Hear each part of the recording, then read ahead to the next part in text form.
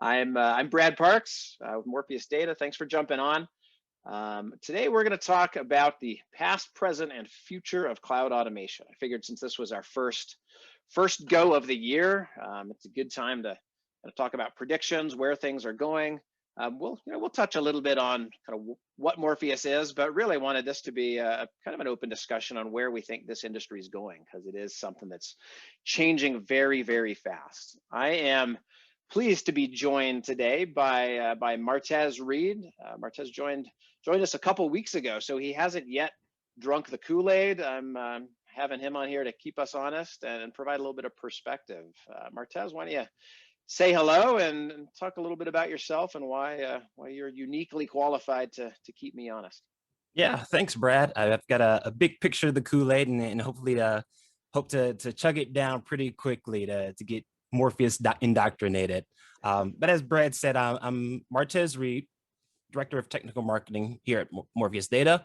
My background is actually traditionally from operations side of the house. So came up through kind of a lot of the traditional paths of system administration of help desk, kind of then moved on to an Active Directory administrator, did a lot of virtualization with VMware, did some VDI, with both VMware and Citrix. Then within the last 7 or 8 years, kind of pivoted to automation focused. So things like configuration management with Chef, Ansible, Puppet, started getting into the whole DevOps movement of understanding of how we can bridge the gap between dev and ops and start to leverage things like CI/CD pipelines and what things look like from a containerization standpoint and public cloud and all these various different things that we're tasked with as technologists to have to deal with nowadays. Perfect. He's being modest. When I was looking for my my unicorn for this role, I wanted someone who knew VMware and vRealize automation and the whole VMware stack, and who also knew things like Ansible config management, who also knew some of next gen technologies like HashiCorp, Terraform, and Martez fit the bill. So I'm excited to have him on board.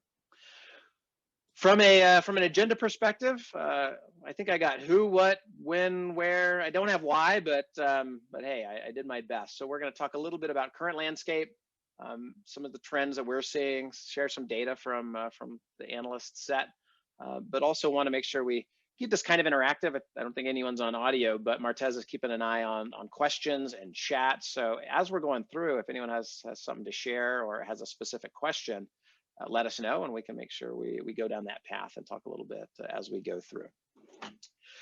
So to start out, what kind of marketing guy would I be if I didn't share some analyst data? Seems like an obligatory part of a webinar nowadays, but a couple of interesting data sets that came out in 2020. I think it's nice because obviously the world totally flipped on its head early last year, and most of the buying intention and CIO data that existed coming into 2020, got thrown out the window because behaviors had to change to deal with the reality of what we all went through last year. But IDC did a Cloud Pulse survey in the first quarter of 2020, and then Gartner more recently had some data points that came out. So this first one, not a big shock to anybody, but what I found interesting was just the sheer size of the number. I think we all saw, hey, hybrid is a reality, but 97% in this particular survey of close to 1,000 enterprises with a pretty good mix of US, EMEA, as well as APAC. Hybrid cloud's here, it's here to stay. I think we're all hopefully on board with that.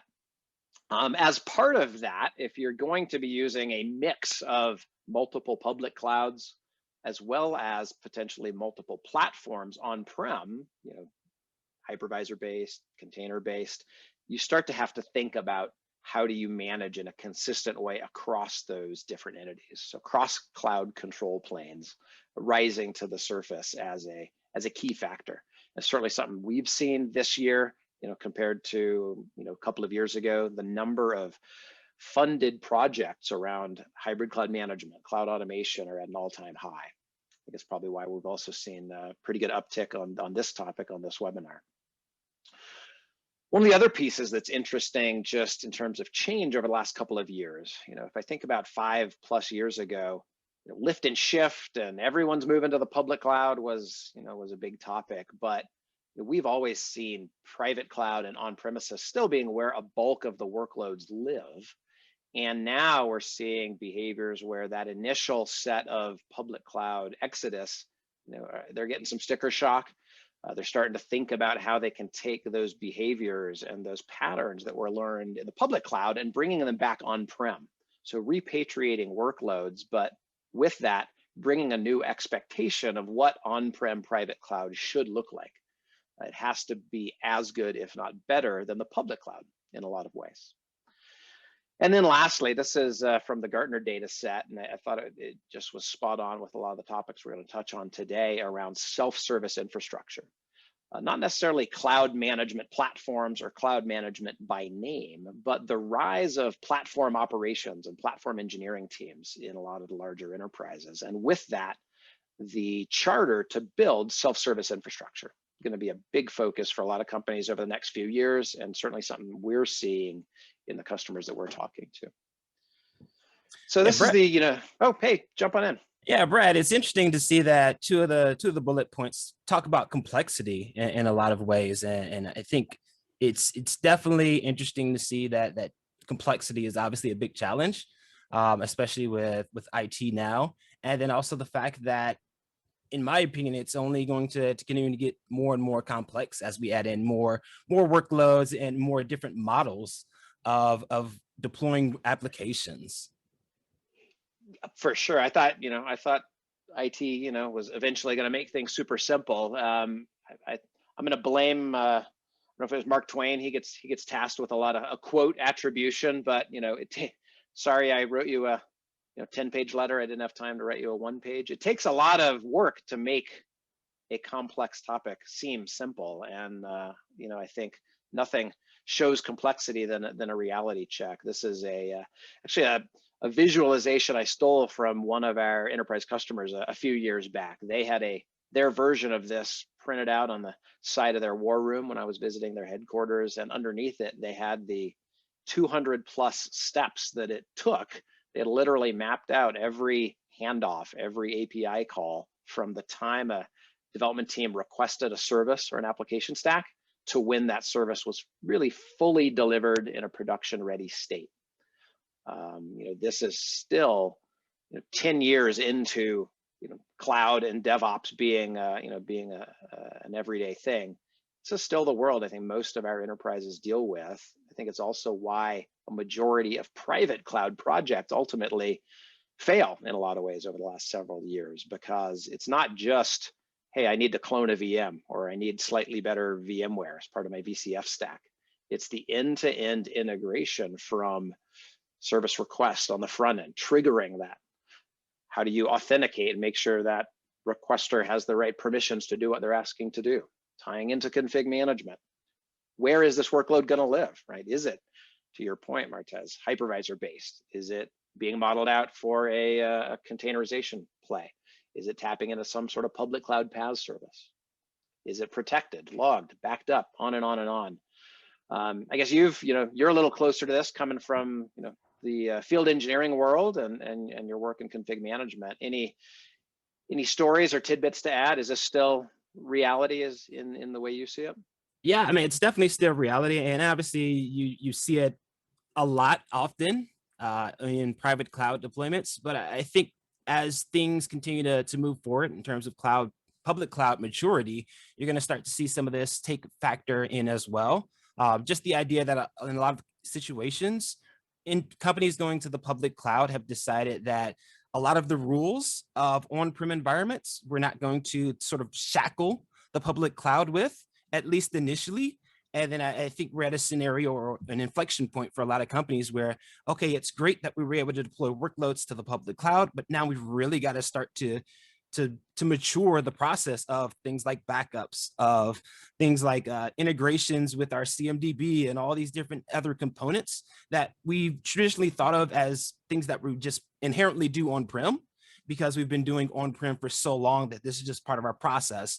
And some of those things are going to have to carry over to public cloud. Not all of them, and not all of them in the same format or the same fashion, but as companies start to progress further and deeper into their cloud journey, it can't just be, oh, well, I spun up an instance in AWS, and now everything is perfectly fine. But it's how can I continue to integrate with some of these other components that I've already done on-prem, but I need to now do it in the public cloud. And then how do I then start to wrap my head around doing that across multiple public clouds, as well as on-prem, with the sort of the underlying platforms for my applications continually shifting, whether it's the Kubernetes or still on vSphere, or insert the next technology that comes down the road. And we get back into that just sheer complexity of understanding how all these different pieces fit together. Yeah, I think that maturity curve of, of customers, of enterprises, starting some of these next gen platforms out at the edge, right out, not literally the physical edge, but the fringes, higher end app dev teams starting to be, some of the first people who really adopted public cloud years ago. Now public cloud is, fully operational and part of the everyday platform work of, centralized IT and engineering teams. Kubernetes is kind of that next wave, right? We've got, Kubernetes cluster sprawl, because you've got lots of different approaches. I think we're starting to see with some of our more forward-leaning enterprises, that's now becoming, how do we operationalize that in a more systematic way? And kind of speaking of, of maturity, it's almost like Martez and I, thought about this in advance. This is a kind of traditional maturity curve. I don't know if it was Amazon actually came out with the, they have 5 R's, right, around public cloud, but I kind of whittled these down to the 3 that are probably germane for this conversation. Would love your perspective on kind of how you've seen companies mature over time, where people are at today, and a little bit of that gap we're still seeing between some of the teams. Yeah, absolutely. I mean, for me, the kind of the first stage or level of maturity ends up being that rehost, and for us it ends up being that kind of the idea of how do I bringle in the workloads that I have. So things like the costing and the analytics, to drive that insight and information about what I have in my environment and really corral everything. So things like discovery of resources. Then oftentimes the next stage starts to become replatforming, or in my opinion, kind of starting to hit that gas. Yeah, it's great that you've done the analytics and have the information and the insight. That's absolutely valuable. But some of the challenge with that becomes how does that move the organization forward from an efficiency or an agility standpoint? In a lot of ways, it doesn't. It helps certainly from an efficiency standpoint. Agility, it's oftentimes a little more difficult to rationalize or argue that because I have more data, I can move much faster. It's definitely a factor.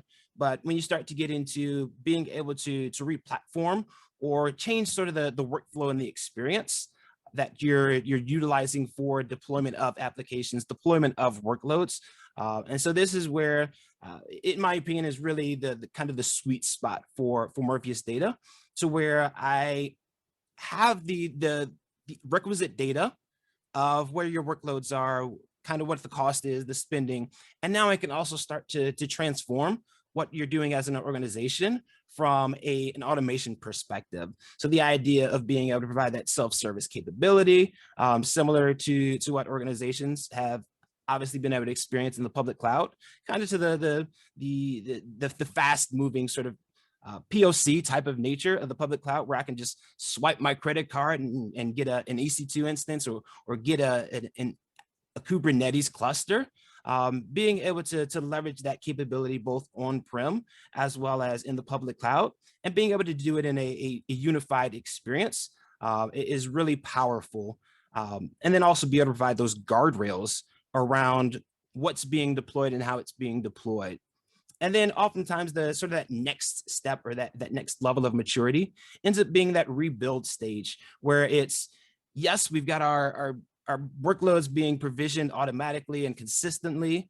And now it's how can we start to take greater advantage of some of these more forward-leaning processes, whether it's things like continuous delivery, for including, yes, it's great that I can hit a button and get an application stack to then push my code to from a development perspective.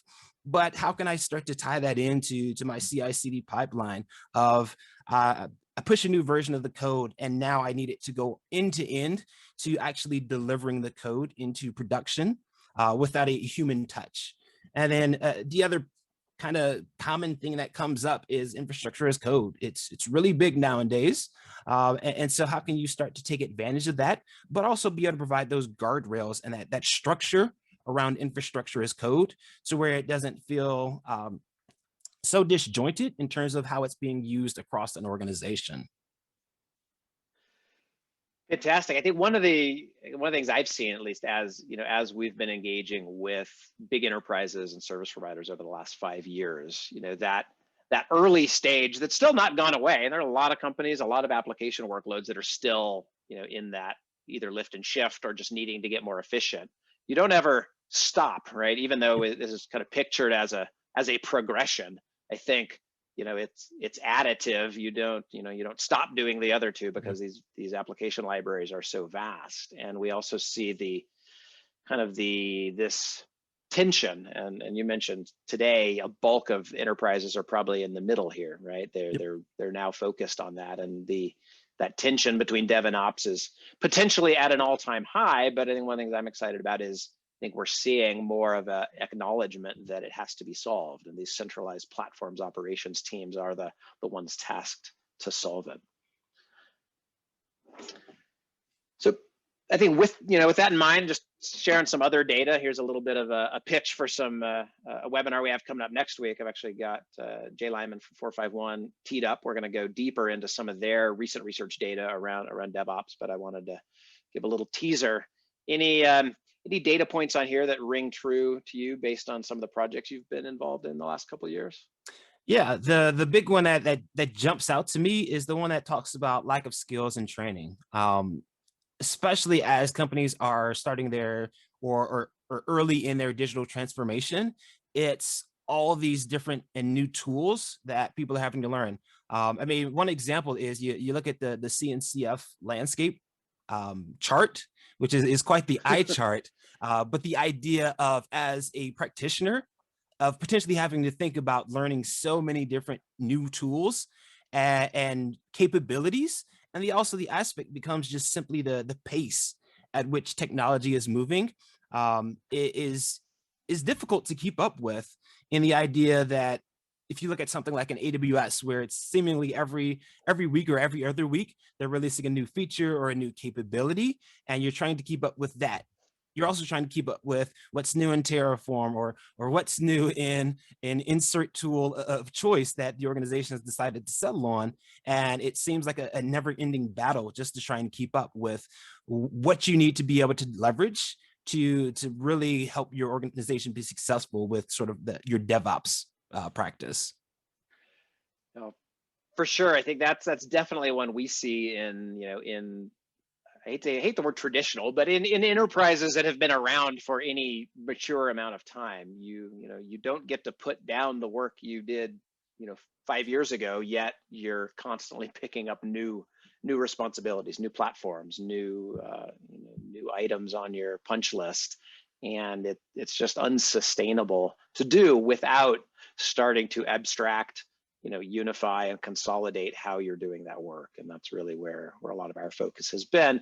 I took the liberty of kind of circling some of the areas where we see our customers coming to us for advice, for solutions. And certainly as we do future webinars and go into a little more detail on the stack, we can touch on how we do it. But those are some common patterns that we see in all of our enterprises. Dealing with all of this all at one time is pretty unsustainable.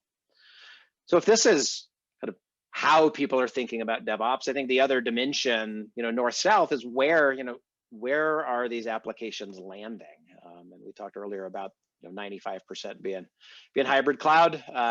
That's kind of seen here. I don't know if you have any color commentary to add around the mix of cloud environments. Yeah, I mean, it's definitely interesting, the mix. And I think for me, the big thing, especially from an architect's perspective, is the idea of having that really diverse mix and making decisions. One would think simple decisions like rationalization of tools. What should we leverage for, let's say, something like logging in Azure? Should it be a native Azure capability, or should it be a capability that we can leverage across AWS, on-prem environment, or should we in some way silo the logging capability to the specific cloud and somehow aggregate them from there?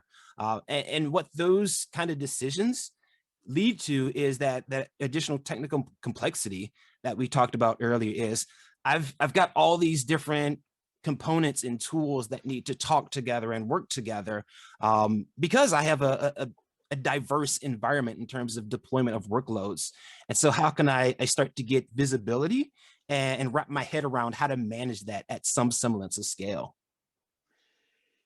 Yeah, I think one of the interesting things that you and I have a shared contact friend in Keith Townsend. I know he's written and talked a bit about, should multi-cloud, hybrid cloud be a strategy? And I joke that I think it is an inevitability more than it is a strategy, right? By virtue of different application teams being spun up, mergers and acquisitions, projects waxing and waning, the ebb and flow. I think it's why we see that, that high percentile, a mix of hybrid and multi-cloud it's gonna happen. Whether you plan for it or not is kind of up to you. So again, that's where having a cross-cloud control plan, to the data point we shared earlier, definitely becomes a critical component if you're going to sustain. Because if you're trying to manage it by brute force, right, through thousands of scripts and thousands of man hours, it's just not going to be sustainable. And one of the things we saw in 2020, certainly with the financial pressure and and the people pressure we were all under, the gap between the haves and the have-nots when it came to to automation and hybrid cloud widened. Those who already had a good approach to automation, to unifying their control plane, they were able to respond pretty quickly and actually take advantage of some of the gaps in the market and new business models, new directions. Those who were caught flat-footed and were still pretty manual in how they were approaching this domain, really had, they bore the brunt of some of the economic downturn. Yeah, definitely. And I think for me, one of the other things to point out is just the idea that oftentimes different business units or different businesses as part of an umbrella can leverage different capabilities or different clouds that's best suited for their specific use case. And I think some of the challenge then becomes, do we put them into a singular box that says, this is the de facto cloud that you're going to use, and maybe miss out on some features that can really drive the business forward offered in another cloud? Or do you say we have to figure out a way to allow you to use the tools that are and capabilities that are best suited for your individual use case? Yeah, best of breed. Yeah, usually wins over time for sure. All right, moving on. We talked about complexity earlier. This is kind of a different spin on that, but applying some of that maturity curve to some of the different tools that are out there. Wanted to kind of get your thoughts on some of this category of tooling. Some of the things that we've seen in play over time. Yeah, definitely. I mean, and it's one of the big things with being able to tie sort of end-to-end automation together is the various tools that have to be tied together and work together in a homogeneous fashion.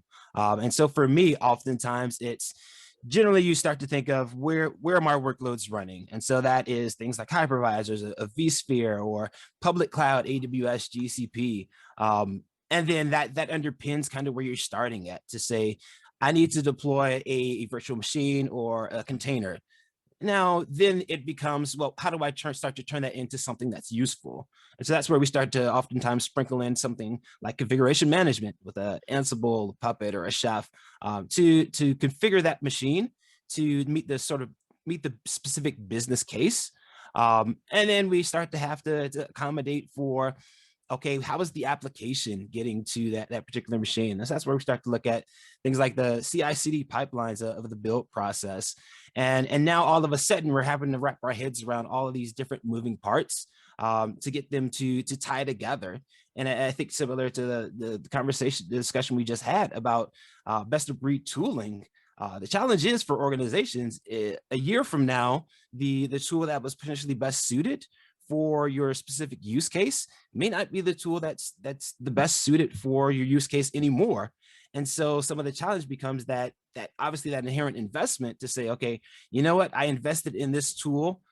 Can I move off of that tool, or are we sort of beholden to that tool or that capability? Is some of the challenge that you have. And the other aspect becomes the different sort of personas of the use cases. And so we've got sort of mind the gap. There's tools and capabilities that are more ops centric, and then there's those that are a little more dev centric. Oftentimes things like the CI/CD, the Kubernetes, the infrastructure as code that we often think of as a little more forward leaning. And so how can I bring those together in an umbrella that makes it easy and simple to use from a service request standpoint, to be able to say, I need this particular service spun up, and all of these things can be tied together pretty easily on the back end. Yeah, the joke I saw, I was looking at, I think it was Gartner's IOCS event last year. Paul Delroy from Gartner is one of their technical professional analysts. I had the picture of a giant Rube Goldberg machine, right? That's the one where you drop something in on the front end and it goes through wheels and triggers and Lego blocks, to come out on the other side. And really every app team, every project team has their own iteration of that Rube Goldberg machine in how they knit these tools together. And that's really where I think cloud management platforms, to put a market term on it, originally a lot of the CMPs that came to be back in, I'd call it 2011, 2012 is where a lot of the first generation CMPs, were created to solve a lot of the problems that were on the far left of that maturity curve we talked about earlier, right? It was about, command and control. If I think about, 10 years ago, public cloud, was springing up everywhere, IT leaders needing to make sure that was reined in. The problem domain 10 years ago was very, very different than what we were talking about more recently on the far right of that maturity curve, right? Being able to think more application focused versus infrastructure focused, right? More about speed and agility and flexibility of how these applications are being provisioned, less around, the fear mongering around shadow IT. So we've seen that CMP space really change. And, unfortunately, a lot of those first generation tools just didn't make the cut. There's been a lot of mergers and acquisitions in that space. A lot of those projects were acquired and then kind of died on the vine inside bigger companies where they just didn't maintain. And interestingly enough, even in the Gartner view of the world, they did the CMP Magic Quadrant for the last couple of years. They did the critical capabilities analysis. I'm happy to say, Morpheus was top of the stack when it came to critical capabilities, but they're not even going to do a CMP Magic Quadrant this year. And part of that comes from the fact that, when they looked at it last year, there were over 90 different tools that they looked at, 90 different platforms, some of which only did, maybe one or two of these functional domains. Right? I think the reason we were the top ranked in the critical capabilities is we go pretty deep in all of these, but the slicing and dicing of which of these is important to a given enterprise on a given day is it's a pretty complex world, and a lot of the classic definitions around CMP just don't sustain as well in this new world. So they're taking a break. And when you and I were talking earlier about this, we highlighted what are some of the domains that aren't even included here that that you see an opportunity to grow and expand into when we start thinking about the future. We did call this past, present, and future. I think we've talked a little bit about past and present. What are some of the areas you see interest in moving forward? Yeah, definitely. Kind of the first one for me is event-driven automation. It's not a completely net new concept, but for me, the challenge becomes oftentimes we talk about it, but the actual practical implementation can be quite challenging and difficult. So the idea of event-driven automation is to ingest an event that happens in the IT systems, whether disparate systems in the environment, and based upon that information and a set of rules that I have, being able to apply either some sort of remediation or being able to manipulate the system in some way that it proves out to a favorable outcome. And so the term that's often associated with this sort of capability is the AI ops. For me, that becomes a little more mystic, so to speak, and convoluted in, well, is the machine going to do the work for me? Is it going to figure out what the right solution is? Whereas for me, event-driven automation, kind of as I mentioned, becomes that there's an input, and based upon that input, I perform a certain action. And so for me, what this allows organizations to do is start to really scale what they're doing from an operational perspective to avoid the senior admin having to get out of bed to figure out why the web server is down. Oh, it's because the logs got filled up. Oh, can we clean out the logs?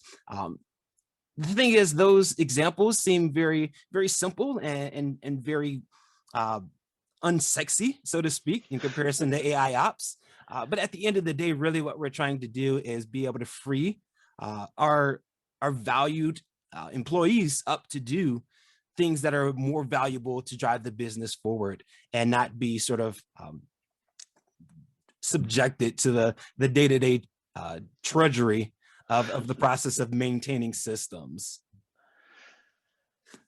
Then the other one for me becomes that security and DevOps focus. Obviously, this is a really big thing, given the recent events with SolarWinds.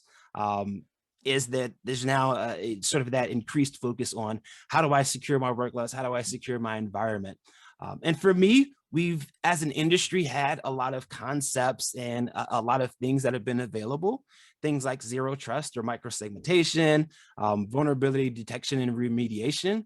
But often the challenge becomes is how do I implement that in a practical way, so where it doesn't feel like this just bespoke esoteric project that I'm going down, and it's hard for me to figure out how I can tie that back in. So I mean, you look at something like a microsegmentation. Microsegmentation is the idea of restricting applications or workloads to talk to only the workloads that it's meant to talk to. So whether it's something like application server can only talk to the database server, and the database server isn't expected to talk directly to the application server, so it doesn't have that. So we think of this with security groups in public clouds, but the challenge often becomes, how do I actually operationalize that in a way that makes sense? And a lot of times that's pushed down to pushed to the application teams. And a lot of the challenge becomes, well, I don't really know what all the ports are that my applications need to talk across, and all of these things that have often felt like more ops centric things. And so that's where we start to get into that melding of dev and ops and even security to all work collaboratively together to figure out the best solution. And what this also does from a CMP standpoint is provide a pathway to operationalize that in a repeatable way, so where each group isn't saying, you know what, hey, I need a Kafka cluster, so now I have to figure out all the ports and all the rules and all these things just to stand up a secure Kafka cluster or operationalize that capability. And then the other thing is, similarly with the vulnerability remediation and detection, we've got a scenario where we often talk about or often hear things like, well, systems that weren't patched for 5 years are getting hacked. And oftentimes the outside observer is trying to understand, well, there was a patch made available, why didn't you patch that system? And so it's more so, how could we leverage automation to refine the processes that we've honestly been working on for years and years and years, but just seemingly haven't gotten them to the speed that we need them to be. Kind of as we mentioned before, infrastructure as code. It is a very big one. So tools like a Terraform, ARM templates, CloudFormation, leveraging those capabilities to declaratively describe what our infrastructure should look like. And for me, having spent a number of years working with infrastructure as code, a lot of the challenge becomes, how do I move from that single practitioner where I've got Terraform on my box and I'm running a Terraform apply and I'm standing up infrastructure and I'm I'm managing resources in AWS or Azure or GCP with Terraform, and this is great. But now how do I scale that across my team of 5 other engineers? And then how does the organization scale that from a single team to multiple teams, and include the governance and policies that we need in order for it to be successful? That's the challenge, and I think where CMP can really play.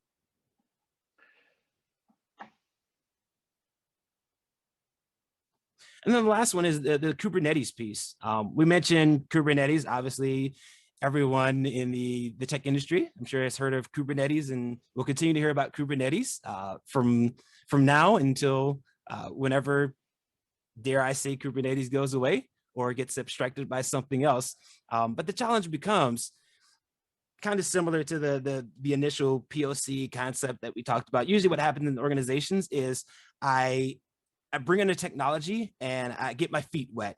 How do I use this? How can I make this useful? And so in the case of like a Kubernetes, I may have rolled out a cluster in OpenShift.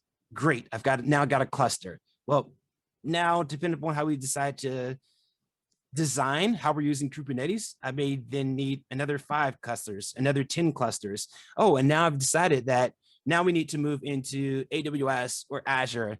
And we decide we want to leverage the native Kubernetes offering provided by those public clouds. And so now we've got 3 different flavors of Kubernetes and potentially 20 to 30 or 50 to 100 clusters of Kubernetes. And so the challenge becomes, how do I manage those in an actual manageable way and not just have all these sort of seemingly random clusters and trying to figure out, well, okay, what workloads are running in this cluster? And do we really need this cluster anymore? Can we get rid of it? Where should workloads go from now on in new clusters? It's all these different things that we have to kind of wrap our heads around, and just the complexity ultimately ends up somewhere that we need to provide an overlay for. And for me, I think that's where CMPs will start to play as overlay, because I mean, we've got the workloads are already oftentimes in the CMPs, whether it's the virtual machines and even now with some containers and Kubernetes. And so for me, it's that sort of that next evolution of really being kind of a de facto place of providing an overlay for Kubernetes.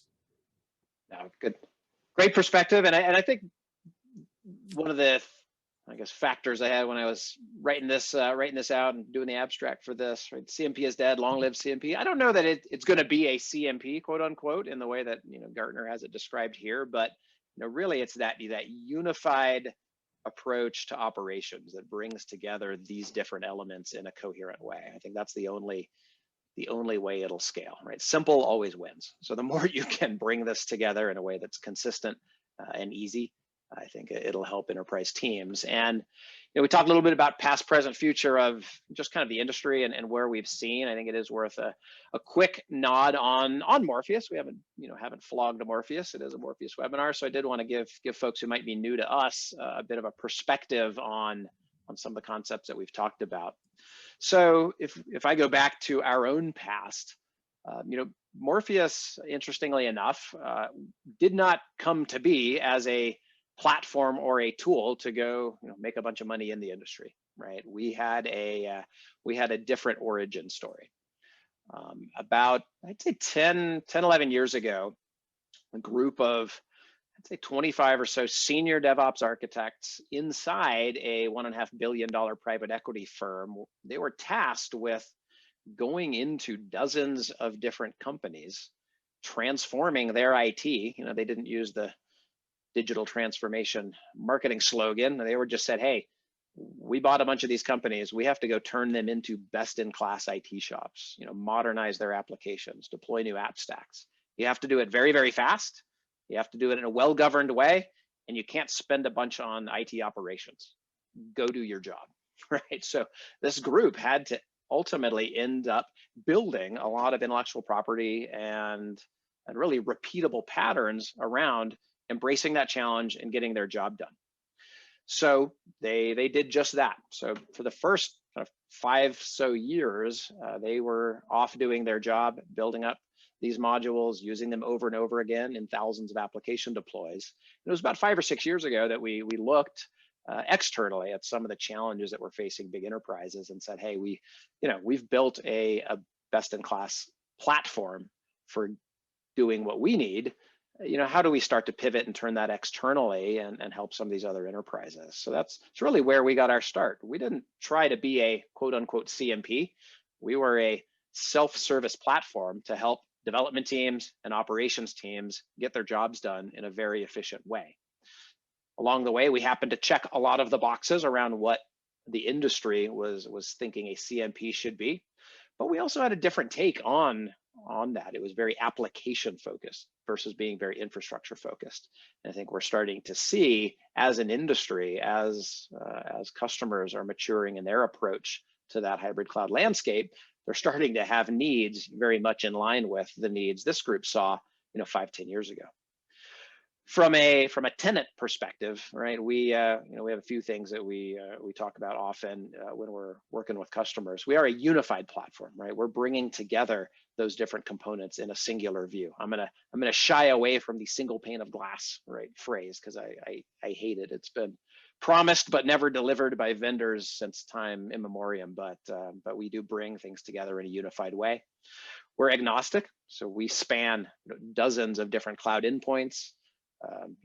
Over 80 different tools you might have underpinning it. So if we think about that complex tool landscape slide we talked about earlier, we're going to be an abstraction model to help you mix and match different tools for different teams, but all through a singular policy engine, a single automation engine.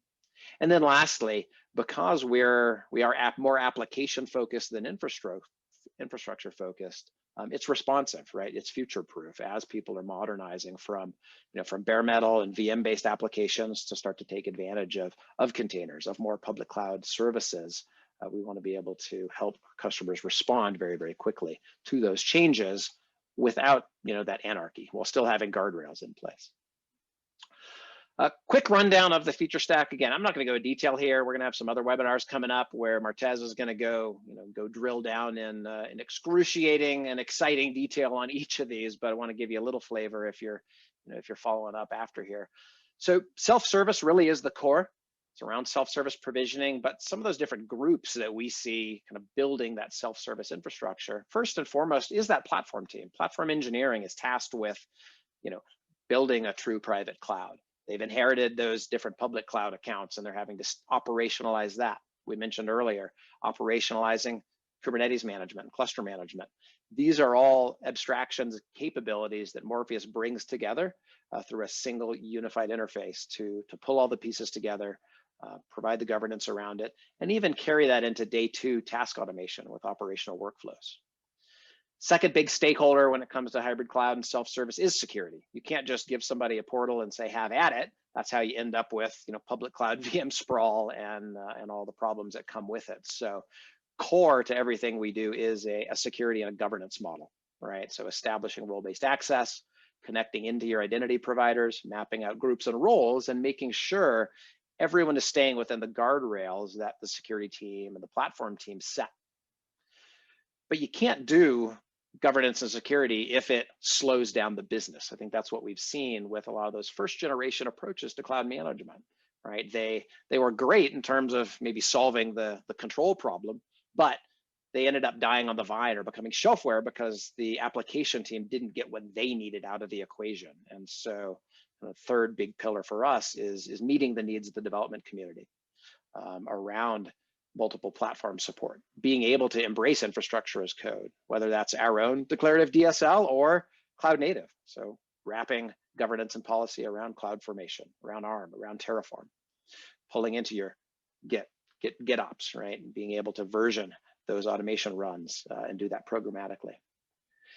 And then lastly, kind of completing the wheel, and certainly something we saw become more and more important in 2020 is, IT isn't going to have the ability to go get their job done if they're not maintaining an efficient stance when it comes to finance. And people had to work much more closely with their finance teams in 2020 if they were going to get their IT projects moved forward. So we bring together a lot of visualization tools and optimization tools around on-prem private cloud infrastructure as well as public cloud. So you can attach us into your hypervisors, your cloud accounts. We'll inventory everything that's going on, provide you insight to optimize those, but also even things as maybe as mundane as centralizing your cloud bills, right? If you're having to scan, 1,000-line bills from AWS, from Azure, from GCP, as well as think about your on-prem utilization, being able to do that in a single place with a single database schema is definitely helping the finance side of the house. So that's the kind of 2-minute flyby on Morpheus. Obviously not deep enough, but hopefully a teaser for some of the things that comes next.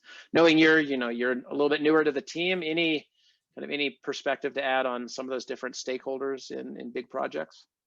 Yeah, I mean, I definitely think some of the challenge was obviously the larger projects is the number of different stakeholders in terms of what their desired outcome is. And so oftentimes the challenge is, especially when rolling out a system that tightly integrates with a lot of different components, is being able to provide that flexibility and integration for those different personas to be able to derive value out of the solution and not feel as though, well, let's say as potentially a classic example, well, ops spent X number of dollars on this project, and like as a developer, I still can't get my application to integrate with my CI/CD pipeline, or from a finance standpoint, we still can't get good visibility out of what we're doing from a costing standpoint. And so it's definitely oftentimes one of those things of making sure that each persona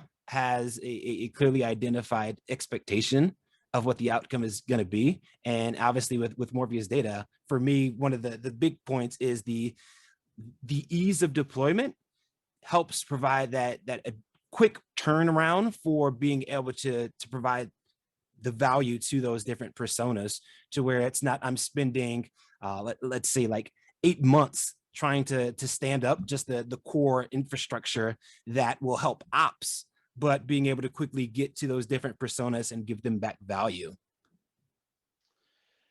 Excellent. Yeah, I think the kind of one of the things we've seen, a lot, probably even just more so over the last 2 years, there are a lot of enterprises, systems integrators, others who have felt, 5-6 years ago that they could script their way around this problem, right? They could write, all of the scripts and the handoffs, but you end up with such a tightly bound set of processes that one change has a cascading effect in breaking the automation that you've built, right? It's almost too tightly wound.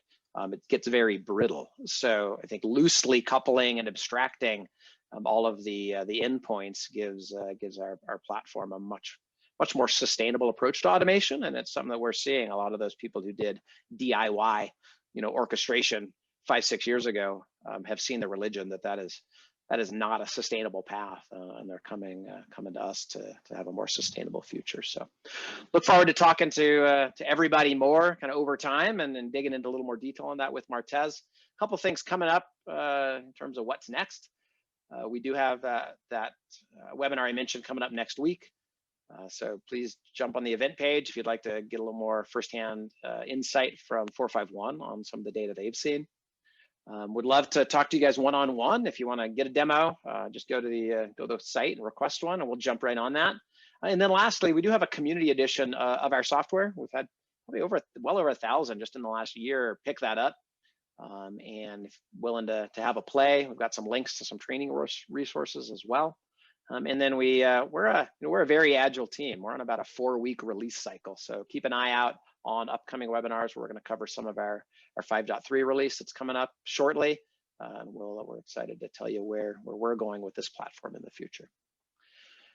So with that, I wanted to thank Martez for jumping on board with the company and jumping on board with me in our first webinar together. Hope you guys got some insight and a little direction on where we're headed. I hope you have a great 2021 and a good rest of your week. Thanks, everybody.